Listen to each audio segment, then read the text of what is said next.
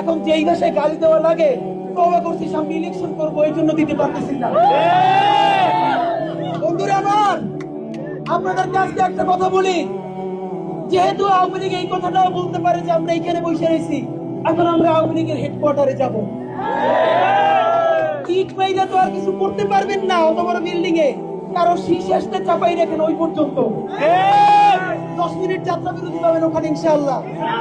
সবাই এখানে এসে লাঞ্চ করবো। একটা রিস্কি কথা বলি, গত 3 দিন ধরে বিভিন্ন গুরুত্বপূর্ণ মাধ্যম থেকে আমাকে বলা হয়েছে আমি যেন খুব সাবধানে থাকি। একজনকে যদি টার্গেট করা হয় সেটাকে আমাকে টার্গেট করা হয়েছে। আমাকে বলা হয়েছে গত 2 দিনের মধ্যে যেন আমি সন্ধ্যায় বাসায় ফিরি। আমি শুধু বলেছিলাম আমি যেখানে যাই আর না যাই, আমি ডাক দিলে তো 10টা মিডিয়া আসে, আমি ডাক দিলে 20 জন লোক আসে, আমার যে আপনারা নিরাপদ থাকতে বলেন।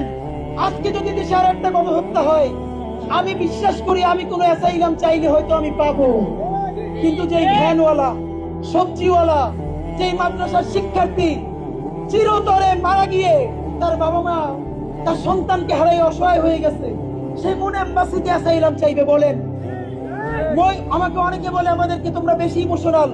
ভাই, প্র্যাকটিক্যাল যদি হইতাম তাইলে এতদিনে উপদেষ্টা বা অন্যান্য চাঁদাবাজি অথবা সচিবালয়ের সামনে ঘুরঘুর করতাম। ইনকিলাব মঞ্চ বলতে পারে একটা টাকা ধরি নাই, একটা টাকার কাছে চাই নাই। শহীদদের রক্তের সাথে আমাদের জীবনের বিনিময়ে যদি ইনসাফ আইনা দেওয়া লাগে, সেই ইনসাফ আইনা দিয়ে আমরা একটা গ্রেট মৃত্যু চাই। বন্ধুরা আমার, সামনের ইলেকশন শুরু, সামনের ইলেকশন শেষ না। আমরা এমন রাজনীতি করবো ইনশাআল্লাহ, এই রাজনীতির মডেলে আগামী 20 বছর পর বাংলাদেশের রাজনীতি বদলে যেতে বাধ্য হবে। বন্ধুরা আমার, আজকে আমি আপনাকে বলতে চাই, আমি নিজেকে এখানে টোপ হিসেবে ব্যবহার করছি। আমি আমার জীবনের ঝুঁকি নিয়ে, আমি আমার পরিবারকে বলে, যেহেতু তারা আমার ব্যাপারে অনেক বিনিয়োগ করেছে, কালকে আওয়ামী লীগের অনেক পেজ থেকে আমি এখানে সকাল থেকে বসেছিলাম, সারা রাত ঘুমাইনি আমরা। 1 মিনিট প্রচন্ড অসুস্থ, যারা বলতে না পারে সরে গেছে। আমাকে তো 10 জন পাহারা দিয়ে নাই। যদি ওরা গুলি চালাতে আসে এসে চালাক, যেহেতু আসে নাই, আমরা মিছিল নিয়ে এখন তাদের কার্যালয়ে যাব। এরপরও যদি তারা দেখেন, আগে যখন ছাত্রলীগ নামতো, সামনে পুলিশ, পিছনে র্যাব, নিজেরা মাথায় হেলমেট দিয়ে হাতে রিভলভার, এরপর তারা আমাদের উপরে আক্রমণ চালাইতো। আর আমাদের কাছে একটা লাঠি,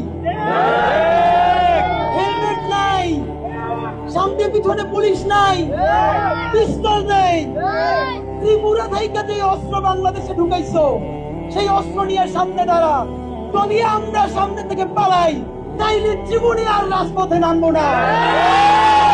আর যদি আজকে না নামো, তাইলে বাংলাদেশের রাজনীতিতে তোদের আর কোনো ভবিষ্যৎ থাকবে না। বন্ধুরা, দুইটা যদি ককটেল ফোটে অথবা যা কিছু হোক, আপনারা কি সরে যাবেন? আর তুলে ওয়াদা করেন শেষ পর্যন্ত লড়াই করবেন। নারায়ণ তাকবীর, আল্লাহু আকবার, নারায়ণ তাকবীর, আল্লাহু আকবার। বাংলাদেশ, বাংলাদেশ জিন্দাবাদ।